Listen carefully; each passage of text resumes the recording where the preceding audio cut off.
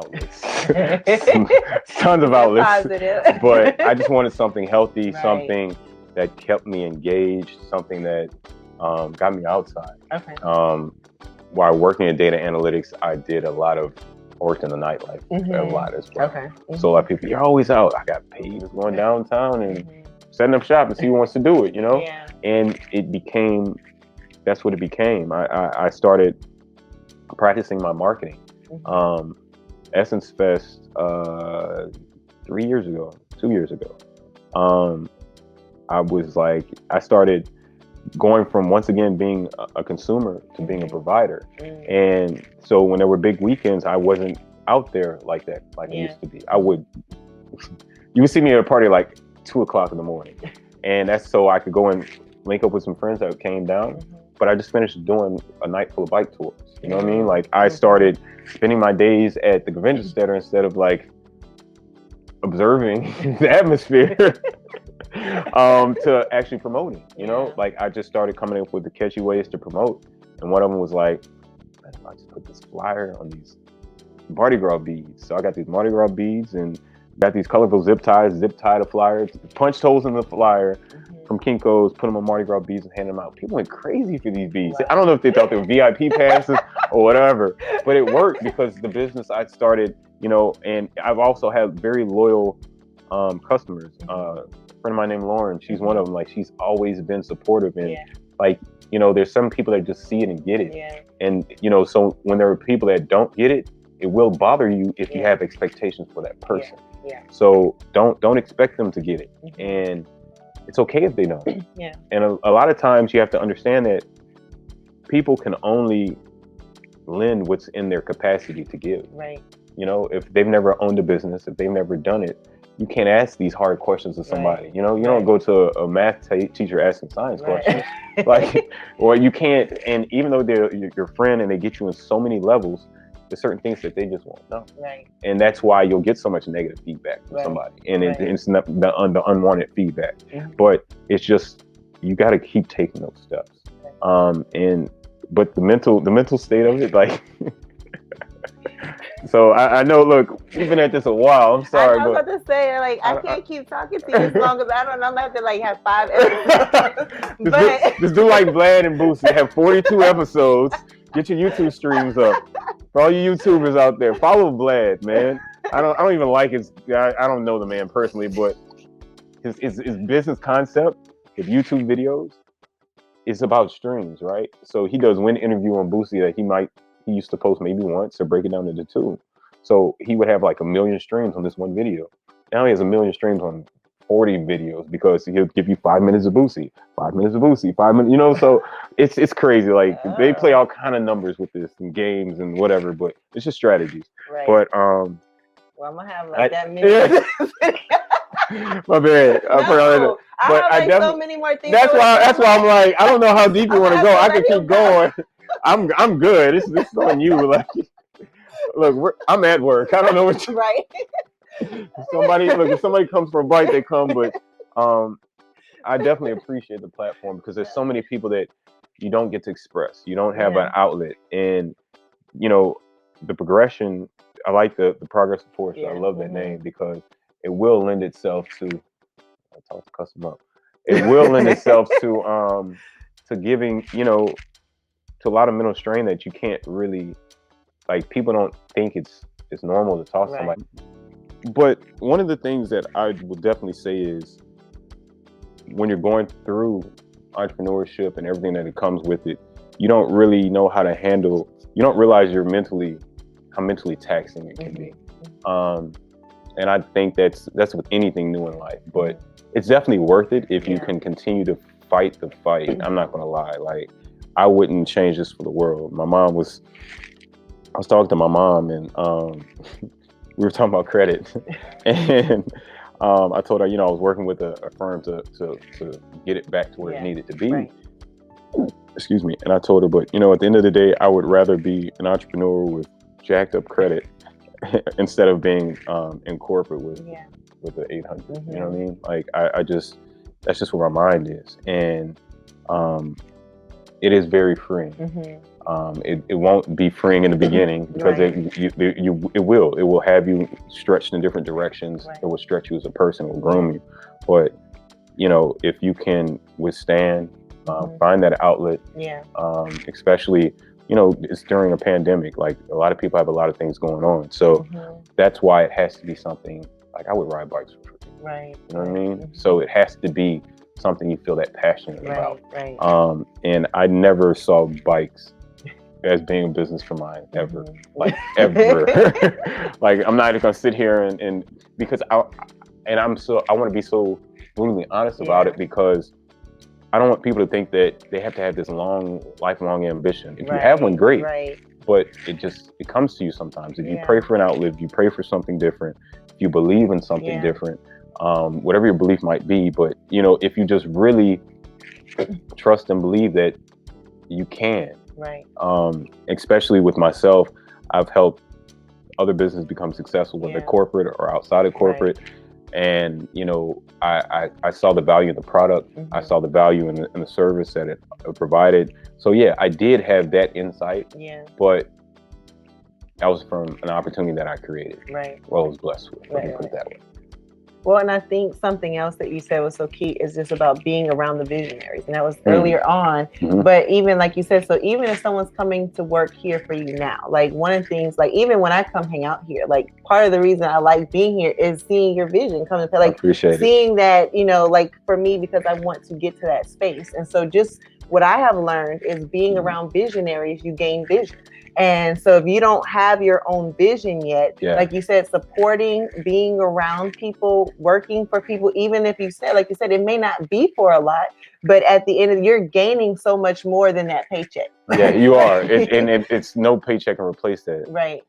That's crazy, because it's like, I say these things to myself, but to hear it like echoed, that's it's just that's just solidification, because I think back to some friends of mine that I helped in different ventures, and they would really ask me, like, why are you doing this? You know what I mean? Like, because they were so used to people looking for something in return, and I really wasn't. It was just for it was actually pretty satisfying, a lot of it, I ain't gonna lie, but the other part was, it was exposure to something new. It kept me busy. In this time, like, there could have been so many times when I did let it bother me, but I didn't. My lights were out for like 2 weeks. And people were like, well, why ain't you telling anybody? Asking me what? Because I wanted to remember what that felt like. So I would never get so complacent that I could put myself back in a scenario to where my lights would be out again. And even my homeboy I was working with, he was like, so you're up here cold showers every day? Like, we're working. We're still working, but like, I just wanted to really, I needed to process what was going on for me.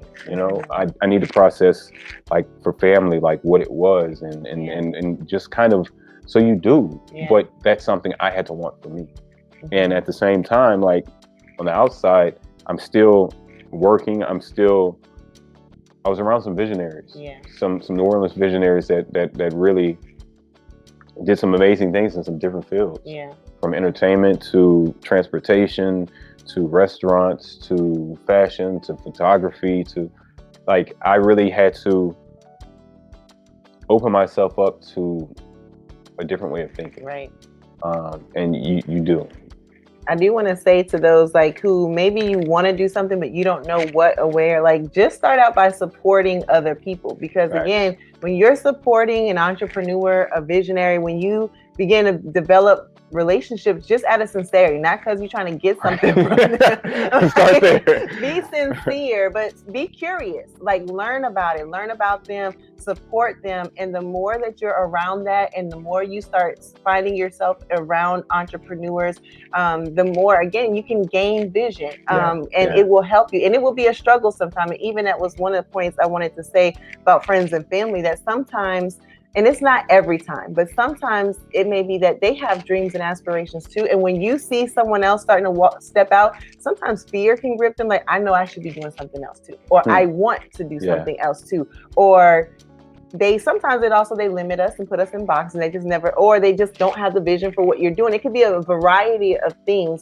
but sometimes our vision, when people are operating in vision, sometimes it makes other people shrink back because there's something in you that if you have an insecurity, a fear, a doubt, that you begin to see their progression as something wrong with you, or or that you're being demoted as they're being promoted, or I'm being overlooked. And so you have to really fight past it. But if you learn to fight past that, eventually, once you get past that inferiority feeling, if you ever feel it, some people may not, but if you ever feel that, then just you can grow in your vision. You may not get the vision initially, because like I said, you may start looking internally like, well, I'm not doing this, look what they're doing, or comparing yourself and looking like, well, look at how much they did and I couldn't start there. Like even though you may have started and you may have had to have some stuff that wasn't perfect, you still had a certain level of skill set. And some people, depending on what you're being called to, like you may feel like you have nothing to start with, and that you have to figure out and let God lead you on that path. And like you said, there are resources around us. And another key thing you said was about people,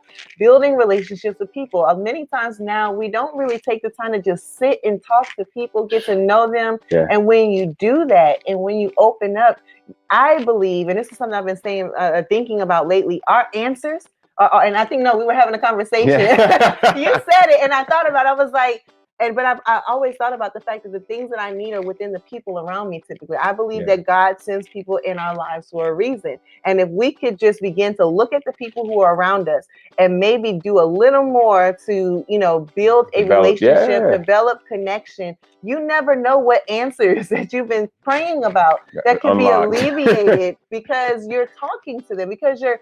And then, there may be times that people may ask questions. You're humbling yourself and say, hey, I have you were helping me this evening. Like I said, hey, I'm cool. Go ahead, help me because I'm new to this.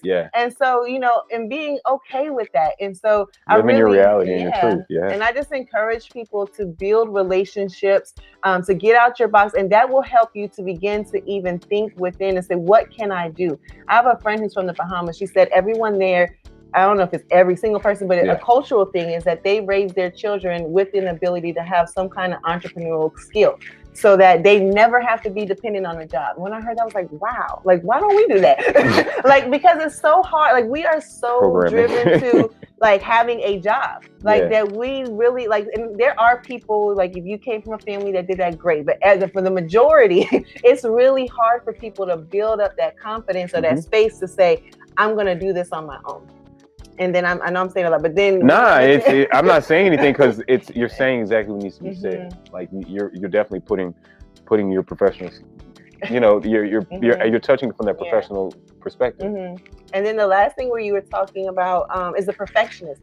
I think in the African American community, I think sometimes we can do that too much to ourselves, that we have to have everything perfect. And I think because of the negative connotation that we associate or is associated with our community sometimes, that we then feel like we have to be above and beyond and perfect, so I don't be that person. I don't want to, but then we hinder ourselves. You do. Because you're not going to start out perfect. You're not going to know unless you came from the family with everything. You have the resources and all and maybe you can start out perfect. Maybe some of y'all did. Small business loan, $1 million. Maybe you started out perfect, but everybody is not going to start out perfect. And we have to make that start. And I think too, you will appreciate the growth so much more when you went through that struggle. You do. Even the things I struggle with now, I'm like, this is gonna be so funny in 12 months. It's not funny at all right now. I'm going through it. But the one thing about striving for your own is you really understand that these negatives won't always last.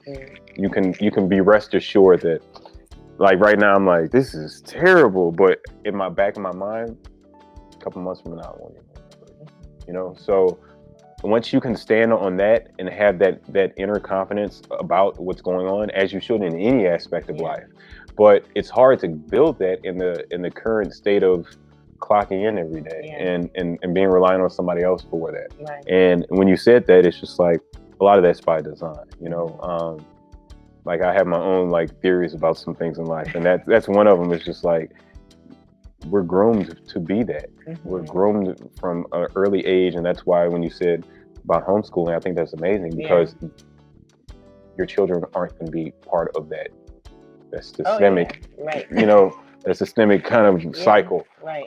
But it is like there's so many. To work for other people. That's it. Because the ones at the top know that if they're controlling everything that goes on around us, then they win. Right. Just like deep down, and I used to tell my Uber customers this all the time. So how's New Orleans? And I'm like, which answer do you want? And and one of the things that I really firmly believe, there's a broken school system in New Orleans to keep the level of education low. If you keep the level of education low for the larger majority of people that work there, then they're only going to do what their parents did or their grandma did, or my grandmother used to clean hotels in New Orleans for ages, for decades. But when she was younger, that's all she could do. Right. You know what I mean? Because she came up in that era. Well, even to this day, well, I don't know about this day now, but pre-COVID, BC, before COVID, like that was one of the most lucrative places you can work in New Orleans with very little education necessarily back. And you can bartend, you can come do whatever on Bourbon, and you would make a lot of money.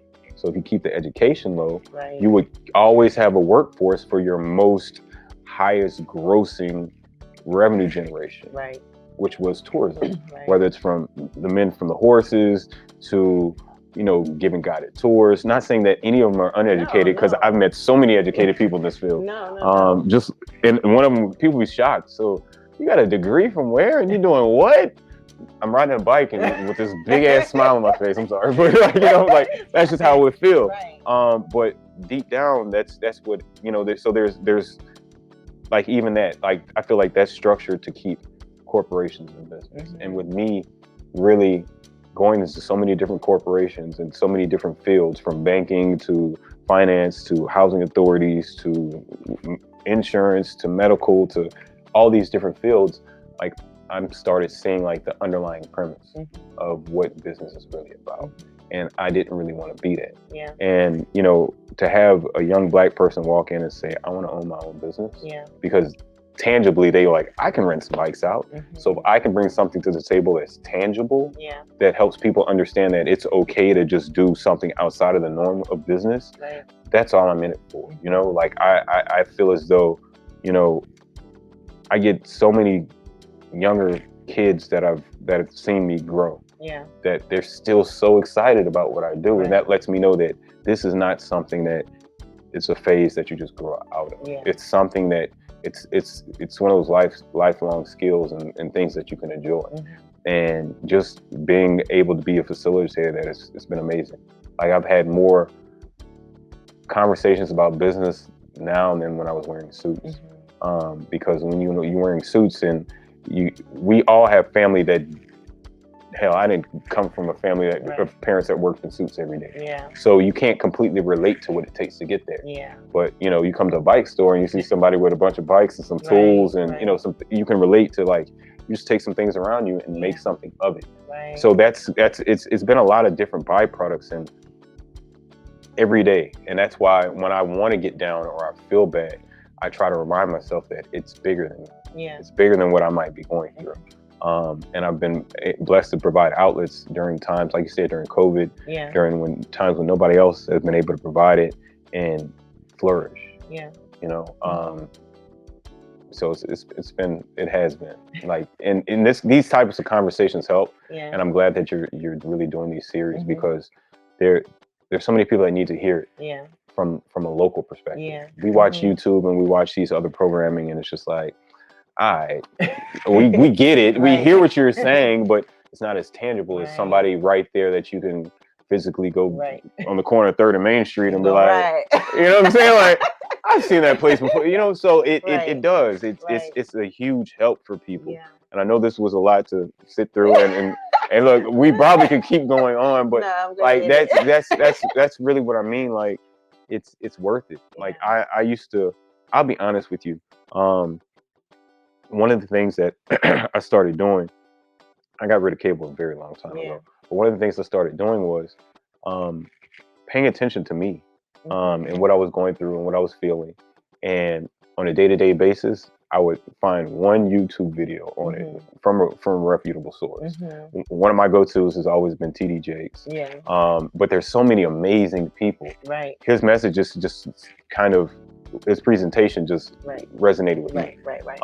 But there's so many amazing outlets that, you know, if you're feeling anxiety, if you're feeling depression, if you're feeling so many different things, you might not have a place to call, but you got your phone with YouTube in front of you. You know, just make sure that the source is valid. It's not one of these kids things, but Nemo, that's what it was.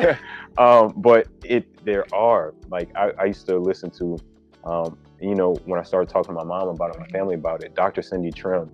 We went to, I've gone to I've gone to one of her In Your Year Strong conferences. And when I tell you, that was just, it was such an empowering, impactful weekend of just positive growth and prosperity. And, you know, for some reason, we have the stigma of Black church not being okay to be prosperous and be successful and to be rich and wealthy.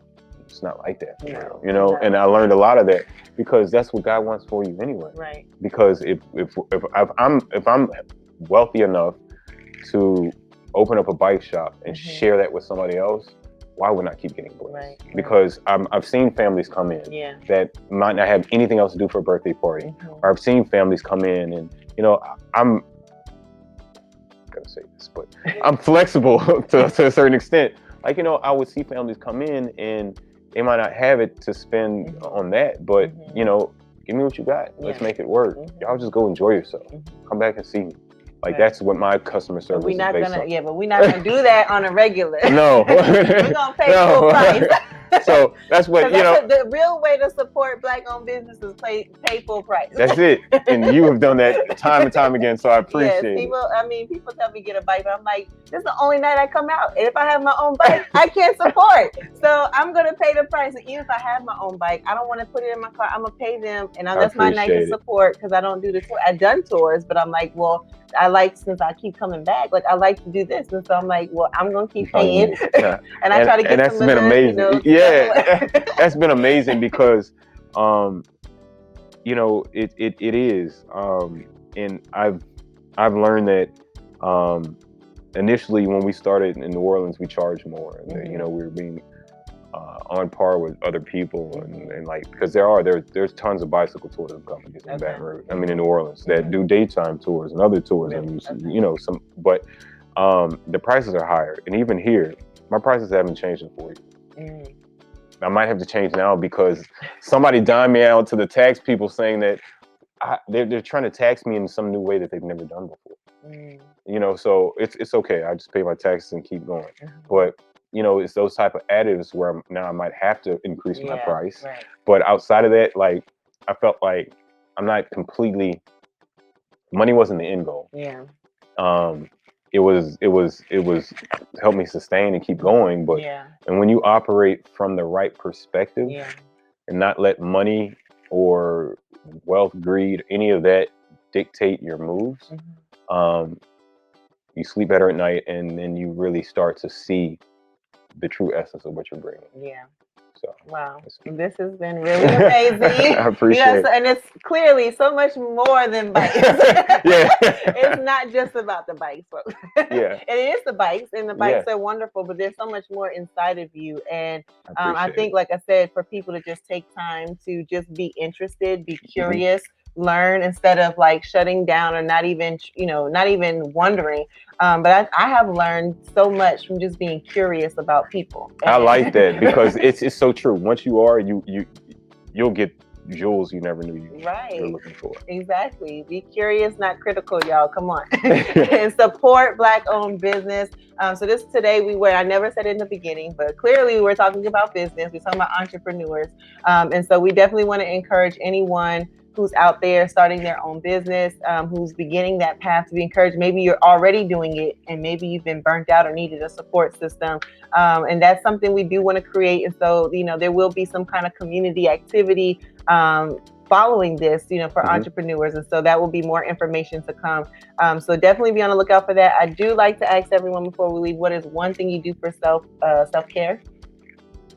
My biggest thing for self-care is, I'm not gonna lie, is bike riding. I think I had a friend that told me once, I was really getting burnt out this summer. I literally, it's another thing, right? I've been here every day since January. Wow. Every single day.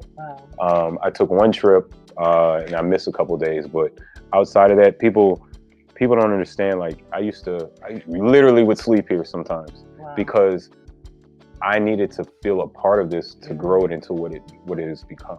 Wow. So, when I never feel bad about not, like, I feel like the blessings I'm receiving is because I earned it, Mm-hmm. And God wants you to do your part. Mm-hmm. But that's the one thing I would say has been my stress relief is, he told me, like, when was the last time you rode your bike for you? Mm-hmm. So when I actually got a place here, I wanted somewhere that was convenient for me to ride. Mm-hmm. And that's been amazing. Wow. Because even though I ride on average, like, over 100 miles a week, mm-hmm. It's nothing like me getting up and riding for myself. Mm-hmm. And just, that's my outlet. Mm-hmm. I pray, I listen to music, I decompress, I yell, I do whatever. But I'm just riding around these lakes. Yeah. And it's a reminder that, when you're driving on a car over the lakes, mm-hmm. the water looks how it looks, mm-hmm. and it's not what it used to be, right? You're riding around those lakes and you're just seeing the houses and just hearing you can hear the hustle and bustle of the day to day, but yeah. It's so freeing to just be in solitude. So if you ever call me or text me and I'm on my bike, you're not getting a response. It's nothing personal. It's not you, it's me. I promise. It's never you. But that's honestly, that's really one of the things, is just riding a bike and giving myself more time for myself. Mm-hmm. It's needed. And then one thing that maybe nobody knows about you. Oh, wow. That you don't mind sharing. Oh, no.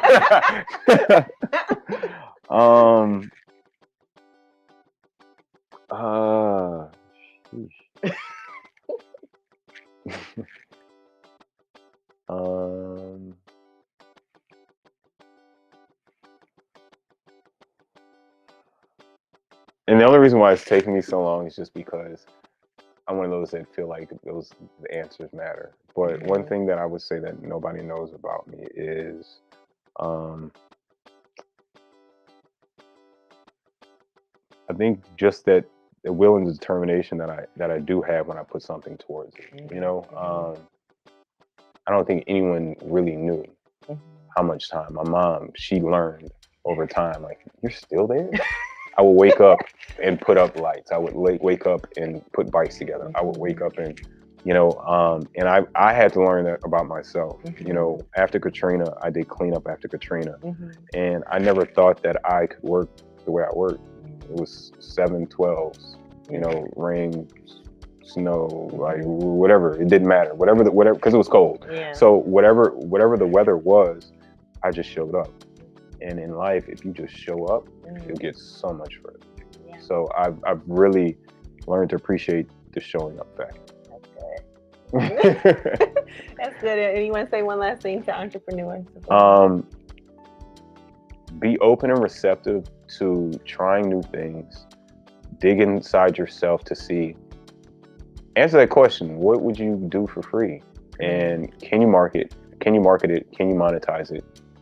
And I feel like if I can get people to ride bikes, you can you can definitely do it for yourself. Just keep praying. Live in your honesty. I've learned to, I'm okay with not being somewhere because that gives me aspiration. Mm-hmm. I'm okay with people not knowing what Go Ride is because that means that I haven't lost. People aren't in here because everybody knows they just don't want to be here. Mm-hmm. So living in that honesty, and being prayerful and going the hard road. The quick one comes, but it doesn't last. Mm-hmm. So those are the things I would leave you with.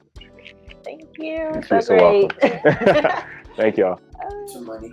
And like we tend to focus only on one component of money, and that is using it to spend, right?